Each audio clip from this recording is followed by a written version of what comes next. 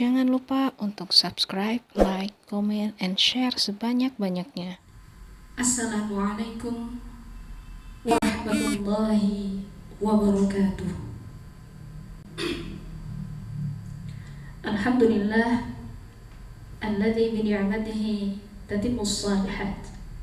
Segala puji bagi Allah Jalla Jalaluh yang karena nikmatnya kebaikan-kebaikan menjadi sempurna, yang karena rahmatnya niat-niat baik hamba dapat terlaksana.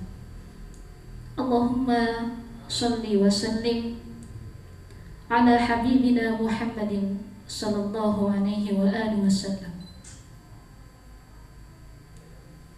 Baik, sahabat YRA rahimakumullah, alhamdulillahirabbil alamin. Pada kesempatan kali ini saya di sini akan sedikit menyampaikan beberapa pesan, mungkin juga bisa dikatakan nasihat untuk saya dan antum sekalian. Tema kita pada malam hari ini yakni berbakti kepada kedua orang tua yang telah wafat. Kita tahu bahwa sesungguhnya seluruh manusia di muka bumi ini akan bertemu dengan ajalnya. Allah Subhanahu wa taala berfirman di dalam surah Ali Imran ayat 185 yang berbunyi, Bismillahirrahmanirrahim, kullu nafsin dha'iqatul maut, bahwa sesungguhnya seluruh manusia itu pasti akan mengalami kematian. Pasti malaikat Israel akan menjemput kita sekalian. Kita, orang tua kita, tetangga kita, sahabat kita, dan seluruhnya pasti akan dijemput oleh malaikat Israel kelak.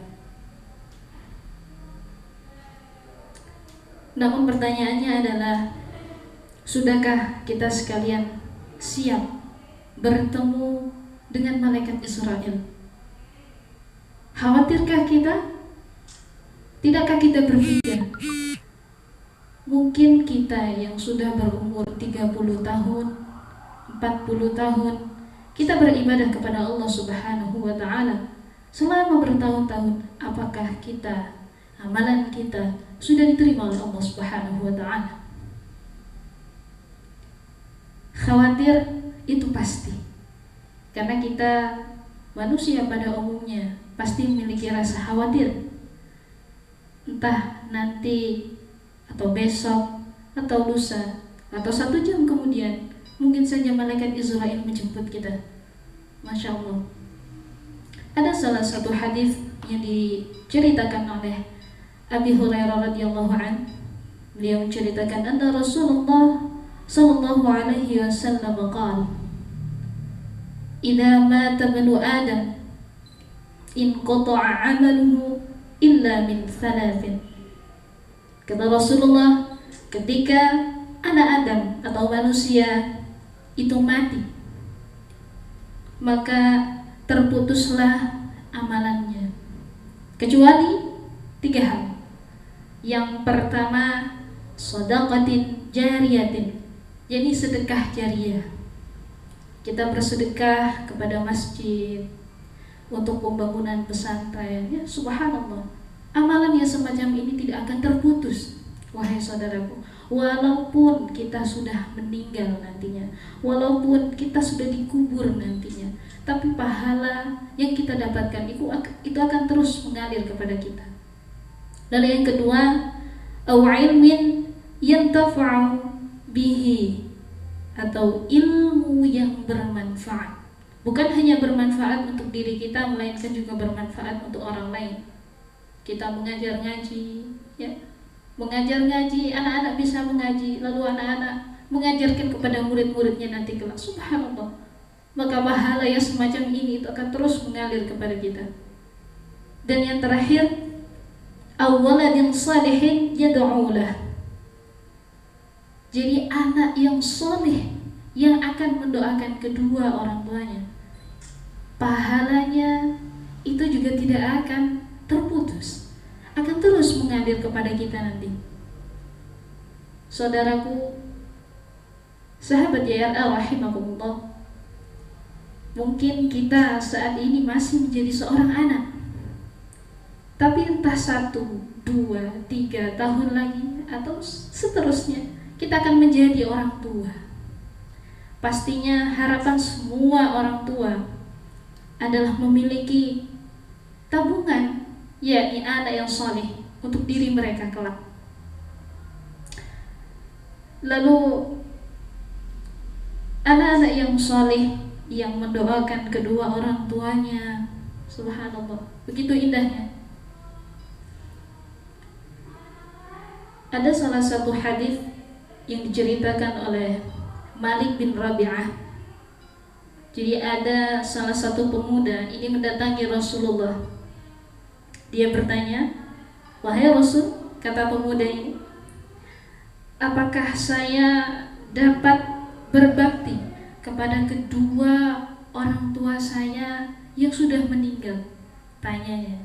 Lalu Rasulullah Muhammad SAW menjawab, "Ya," kata Rasul, "ada 4 cara untuk kamu berbakti kepada kedua orang tua yang sudah meninggal," kata Rasul. Yang pertama, berdoa untuk keduanya. Jadi anak yang saleh-salihah akan mendoakan kedua orang tuanya ketika beliau telah meninggal.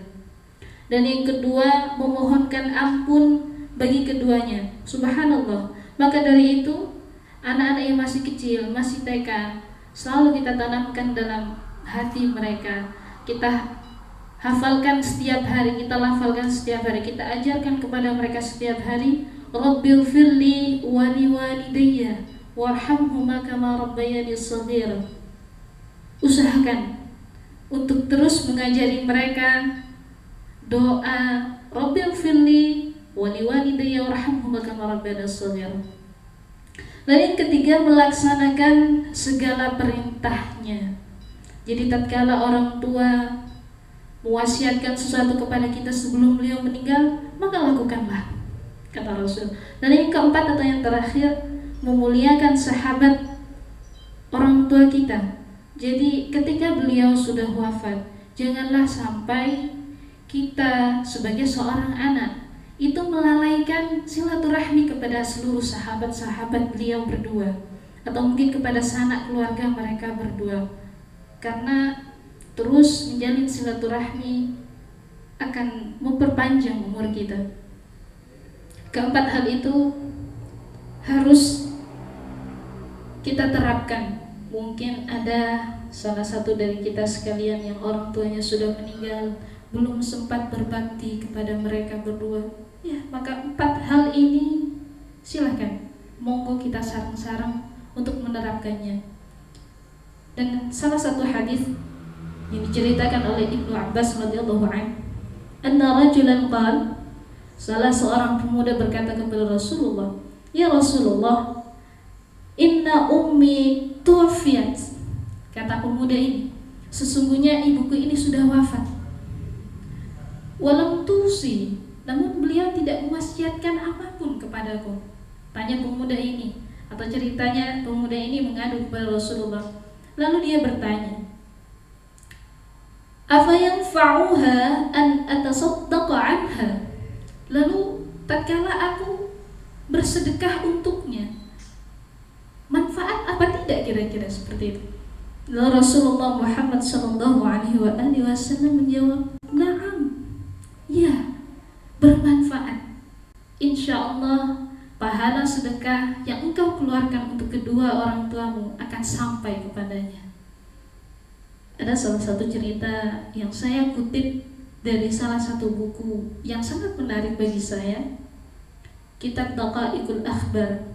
Di situ diceritakan ada salah satu kisah dari Abu Qalabah radhiyallahu anhu, salah satu sahabat Rasulullah Muhammad SAW. Beliau menceritakan beliau bermimpi ketika beliau hendak mendatangi sebuah area pemakaman atau kuburan. Di dalam kubur itu seluruh kuburan atau seluruh makam, tanahnya tiba-tiba retak. Lalu seluruh jenazah keluar dari dalam kubur itu. Kemudian para jenazah duduk di samping makamnya masing-masing. Subhanallah. Yang sangat menarik adalah Abu Qulabah di dalam mimpinya melihat seluruh jenazah itu membawa sebuah nampan dari cahaya. Namun ada salah satu jenazah yang beliau lihat itu tidak membawa nampan yang dari cahaya tadi. Lalu Abu Qulabah mendatanginya dan bertanya kepada jenazah itu tadi, "Ya fulan, mengapa engkau tidak membawa nampan seperti tetangga-tetanggamu? Sebenarnya nampan itu apa?" Kata Abu Qulabah. Lalu jenazah itu menjawab, "Sesungguhnya nampan yang dibawa oleh tetangga-tetanggaku ini adalah doa dari anak-anak dan kerabat mereka." Subhanallah. Lalu kata jenazah itu, "Aku memiliki anak, tapi dia tidak soleh, tapi dia tidak pernah mendoakanku, dia tidak pernah bersedekah untukku." Subhanallah. Pada akhirnya Abu Qulabah terbangun dari mimpinya.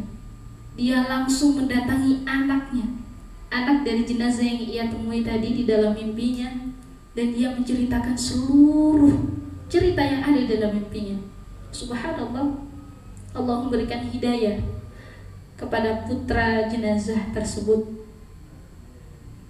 dan putranya mengatakan, "Wallahi, demi Allah, aku akan bertaubat kepada Allah Subhanahu wa ta'ala.